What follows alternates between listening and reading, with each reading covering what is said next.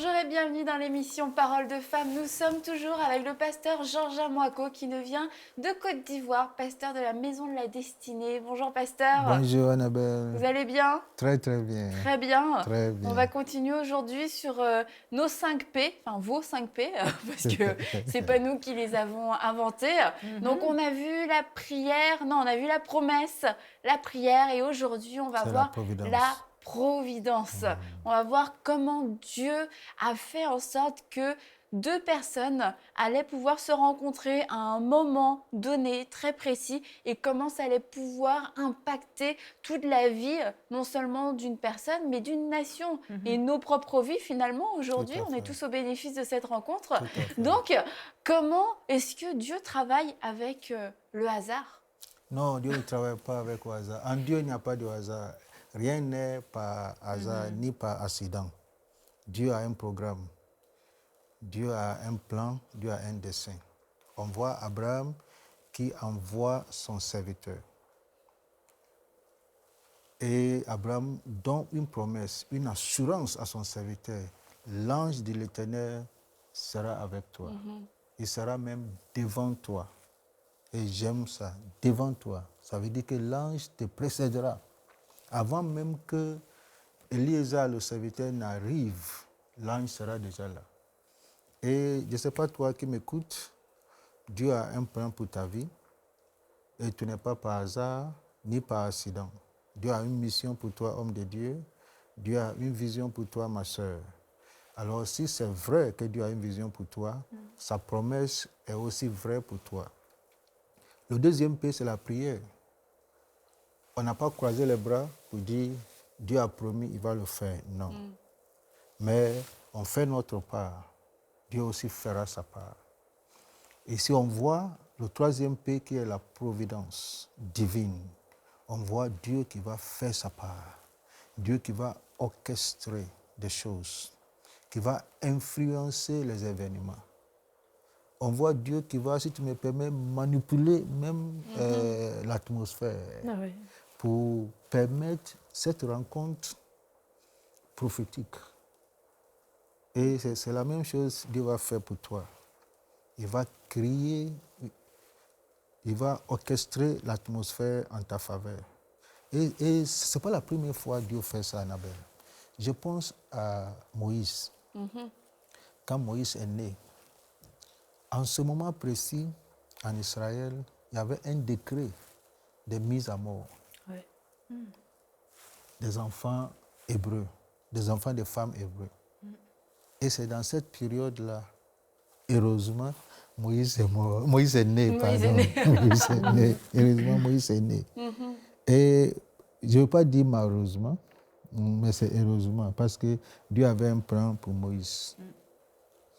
Et quand Moïse est né, Dieu dit à sa mère d'aller mettre l'enfant au même endroit où on jetait les enfants hébreux.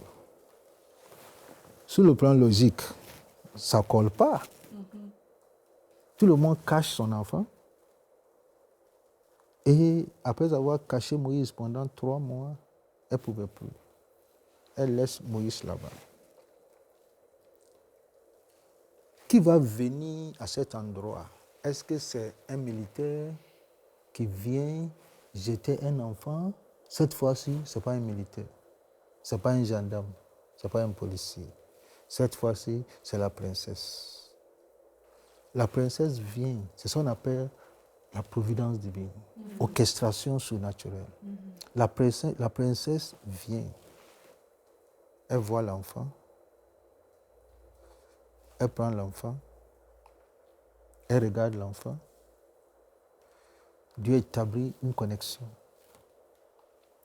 Maman aussi avait laissé Myriam, la petite. La petite, bizarrement, va chez la dame pour lui dire, écoute, je connais quelqu'un qui peut s'occuper de l'enfant, si ça vous intéresse, etc. Va la chercher. Elle s'en va chercher la mère même de Moïse. La femme confie Moïse à sa propre mère. Ça prend quand même du courage pour dire que tu vas cogner chez la princesse. Quand on pense à ça, la toute petite. Occupe-toi de l'enfant. Oui. Et la princesse même promet Une récompense. de payer, Ouais. n'est-ce pas, de rémunérer la dame pour s'occuper de son propre bébé. C'est ça l'orchestration divine. Oh, wow, hein? C'est ça la providence divine. Elle prend l'enfant, son propre enfant, elle l'envoie à la maison. Cette fois-ci, elle sera payée. Protégée en plus. Elle sera Ouais. protégée. Ouais. Elle sera protégée. Et la princesse viendra de temps en temps pour voir son fils. N'est-ce pas? Et je crois que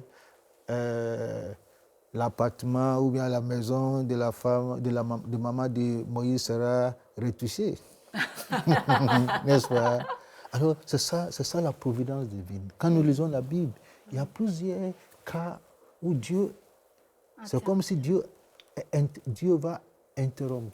Dieu interrompt. Et Dieu change, Dieu arrête même l'ordre normal. Et on voit que Dieu intervient et Dieu change les choses en notre faveur.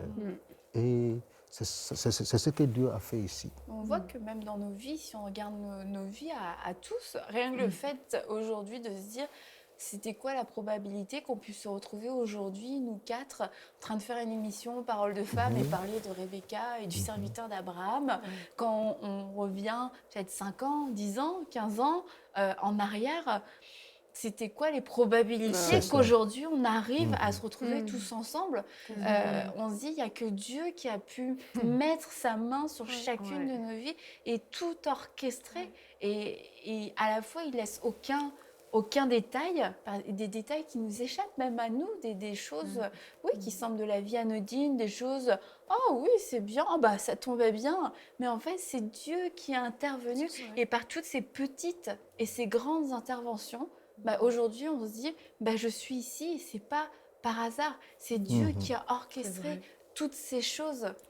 Parce que, comme toi tu viens de France, tu es arrivé au Canada, ici. Vous, pasteur, vous venez du Ghana. Vous vivez en Côte d'Ivoire. Mathilde, tu viens du Québec. Tu vis au Québec. Alléluia.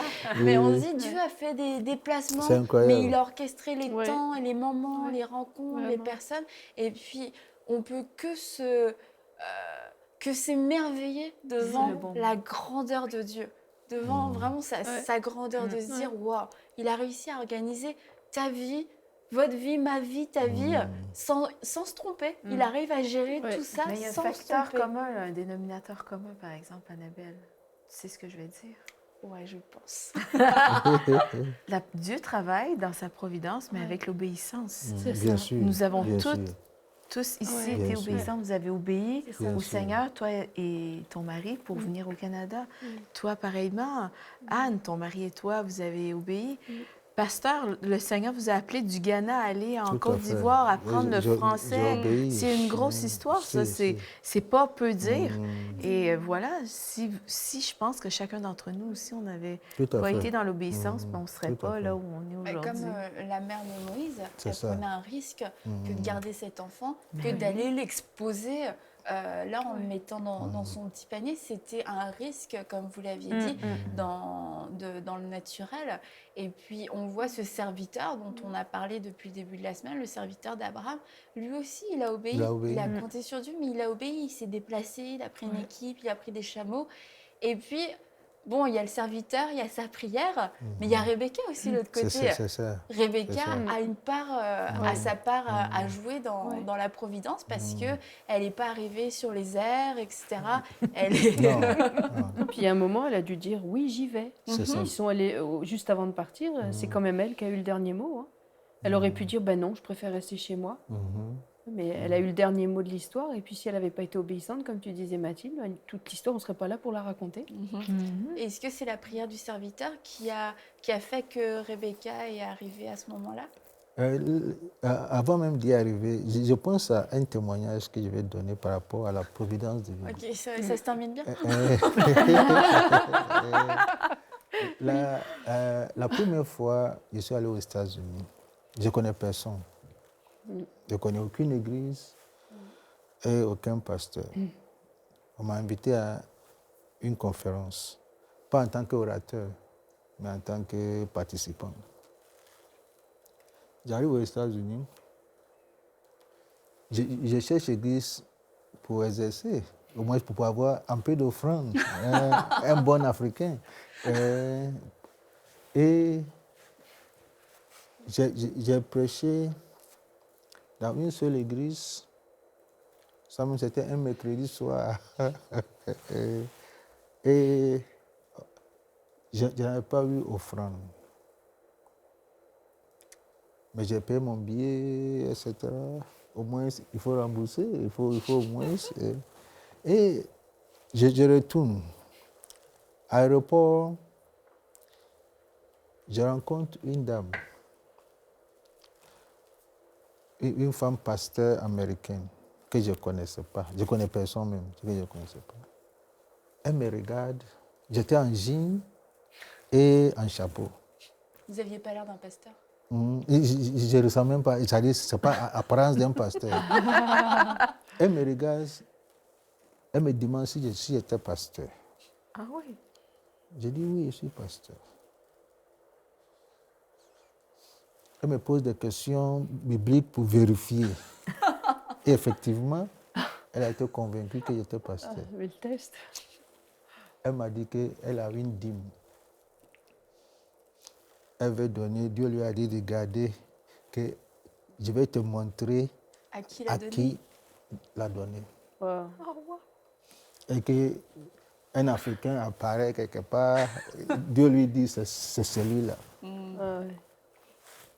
Mais apparemment, je suis en jean, en t-shirt, en plein été, avec un chapeau, avec mes affaires. Et elle m'a remis cette enveloppe. Pour moi, c'était un miracle. Bien sûr. C'était un miracle. On voit la différence entre votre plan à vous qui a échoué C'est ça. et puis le plan de Dieu où tout était là pour échouer, mais pourtant ça a été la Tout à fait. réussite. Et je ne pouvais pas compter l'argent là devant elle. Alors, on a causé un peu. Dans l'avion, je suis rentré en toilette. Vous comptez l'argent. Et c'était beaucoup. Et j'ai commencé à pleurer. J'ai dit, Seigneur, tu m'as appelé. Alors, Dieu orchestre les choses. Ouais, c'est vrai ça. Dieu orchestre les choses. Et c'est ce que Dieu fait. Dieu a fait dans cas, dans ce cas. Maintenant, revenir à la question. Nous voyons que la Bible dit qu'il n'avait pas encore fini de parler, de prier, que sortit Rebecca. Ça veut dire que ce n'est même pas sa prière qui a fait déplacer Rebecca. Et je pense à la promesse. L'ange ira devant toi. Avant même qu'il ne prie, le serviteur ne prie, Rebecca avait déjà quitté la maison. Ouais. Avait déjà quitté la maison. Ouais, Dieu anticipe. Par l'orchestration divine. Parce que l'ange était déjà chez Rebecca. Ouais. Est-ce que Rebecca a vu l'ange? Non. Elle n'a pas besoin de voir l'ange.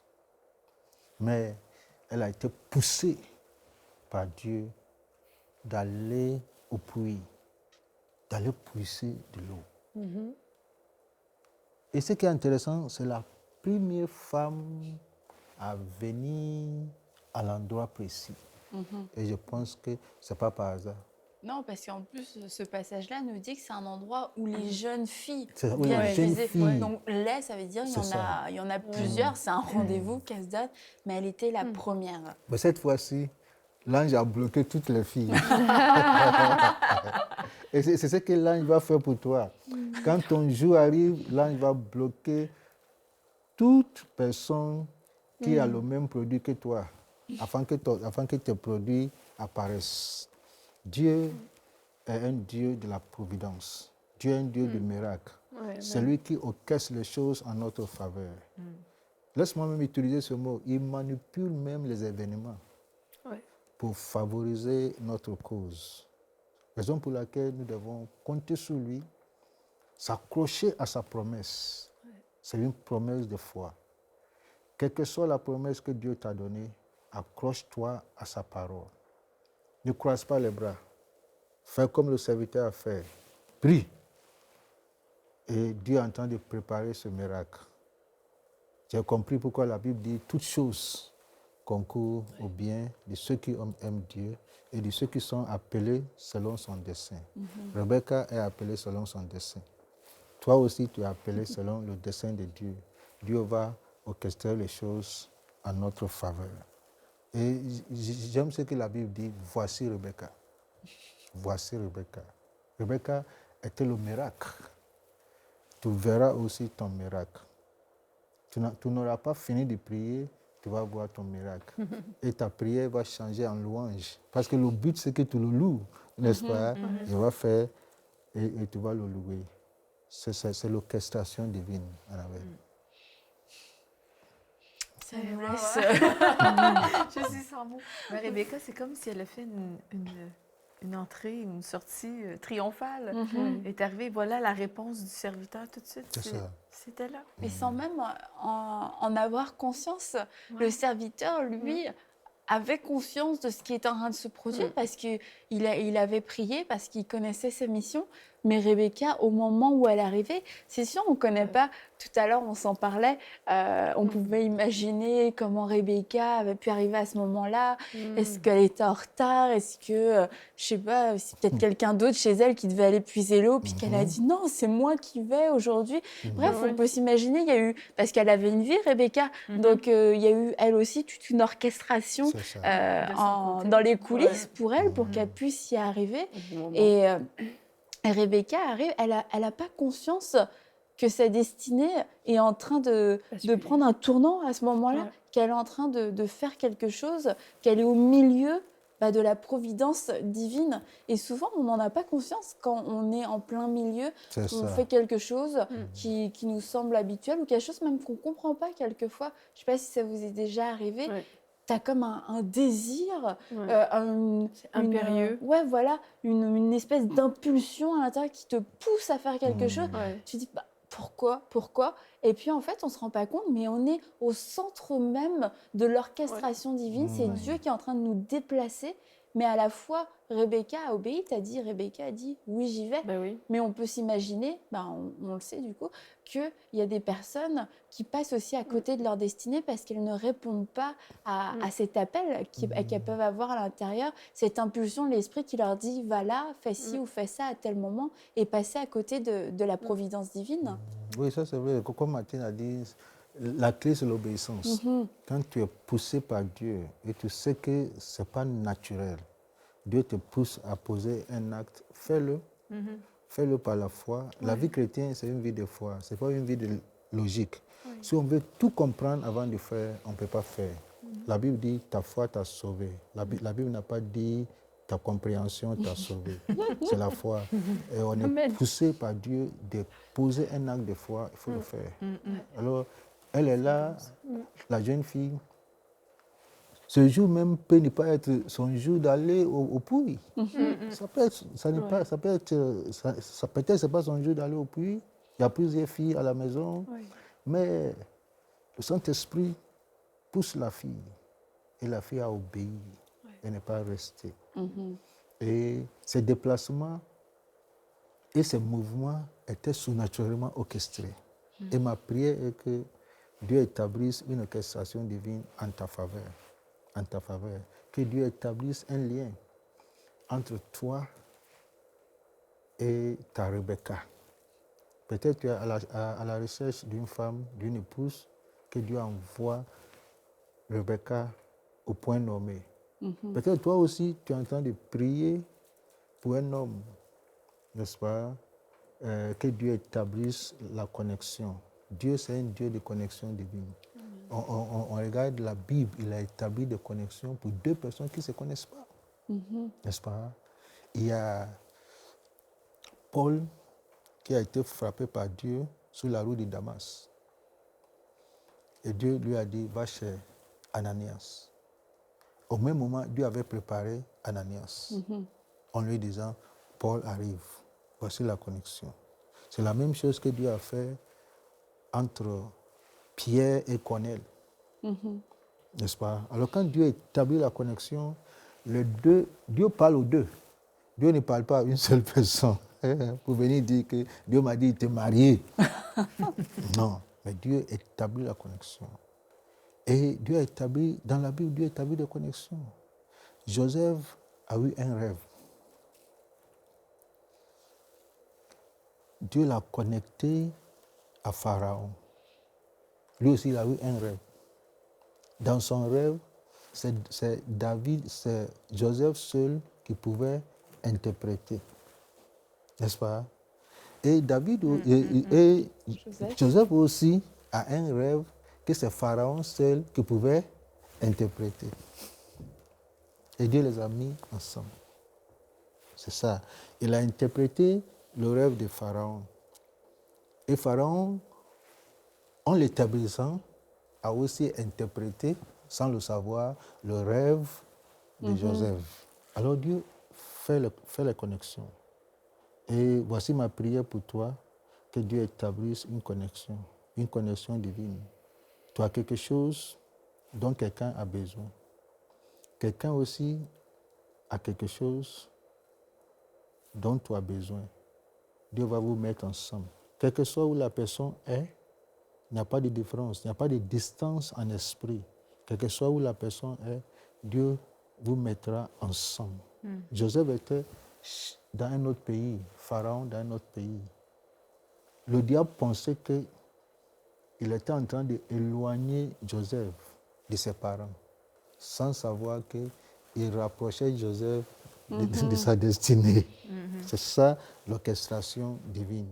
Et Dieu est toujours dans cette affaire d'orchestrer les choses, de manipuler les événements, d'arranger les choses en notre faveur. C'est ça qui fait de la vie chrétienne une vie spirituelle. Une vie surnaturelle. Une vie surnaturelle.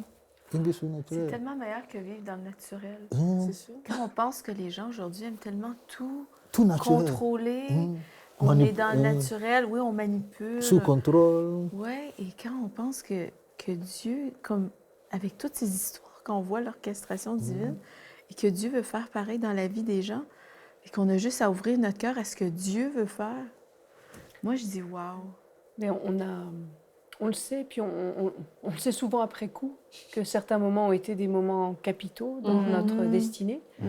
Mais c'est à combien plus forte raison il faut remettre dès le matin sa destinée dans les mains de Dieu, C'est ça. parce qu'on ne sait jamais ce qu'un jour peut porter. Amen. On le saura après que ce jour-là est un jour décisif, mais Comme à l'aube de ce Rebecca. jour-là, on ne le sait jamais. Et cette Rebecca, ce matin-là, elle n'avait aucune idée de ce qui allait se passer, que ça allait complètement faire basculer sa destinée, la destinée de milliers, de millions de gens après. Et c'est la même chose pour nous. Alors, il ne faut pas qu'on perde de vue ça, et que le matin, il faut vraiment remettre son sort à l'Éternel. C'est ça. Et C'est pas ça. parce que, pas remettre son sort forcément pour pour connaître exactement qu'à 8 heures, il va se Non, passer ça, à non, 9 heures, non. mais juste pour avoir cette disposition de C'est dire, ça. Seigneur, quoi que tu vas me demander aujourd'hui, Trop bah, je vais me obéissant. tenir prête. Oui. Tu vas trouver en moi un cœur obéissant, tu vas trouver en moi Ouais. une servante, tout simplement, Ouais. qui va aller là où tu me dis d'aller. Et puis bah, là, j'ai bien conscience là, qu'on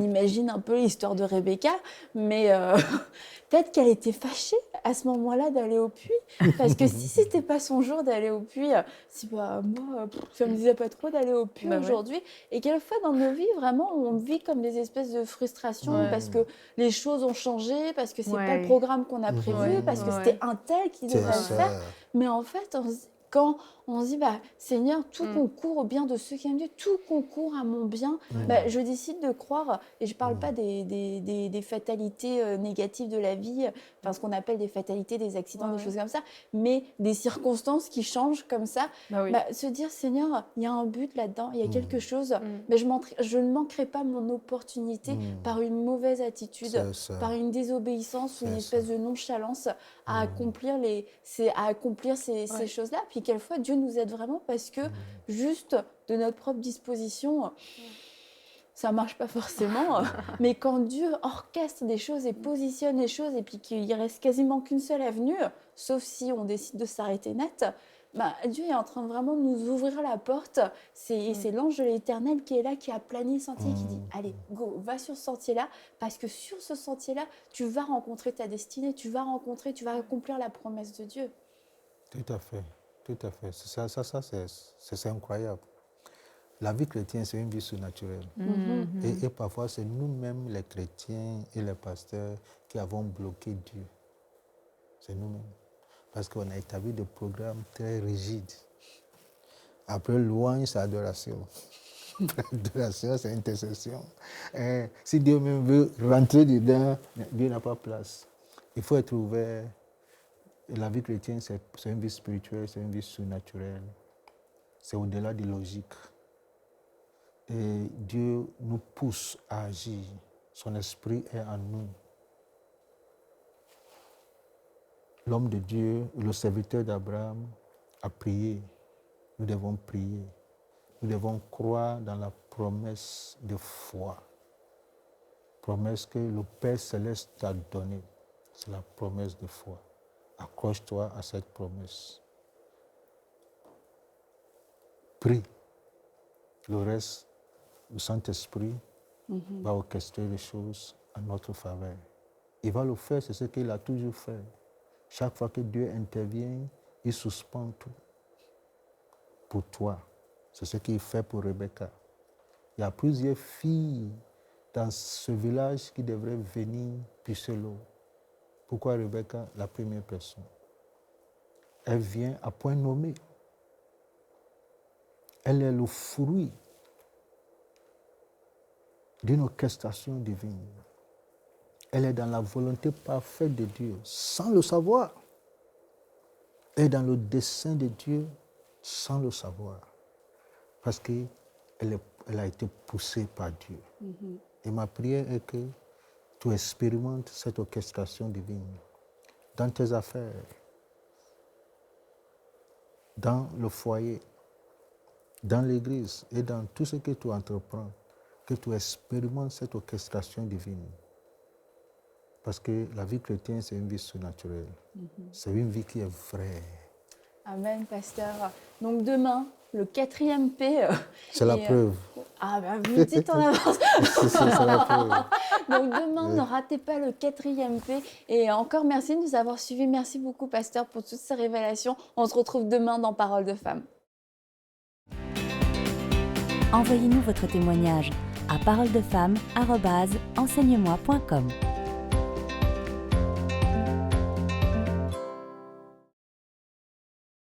Cette émission est rendue possible grâce au précieux soutien des partenaires d'Enseigne-moi Canal International. Retrouvez tous nos programmes sur enseigne-moi.com.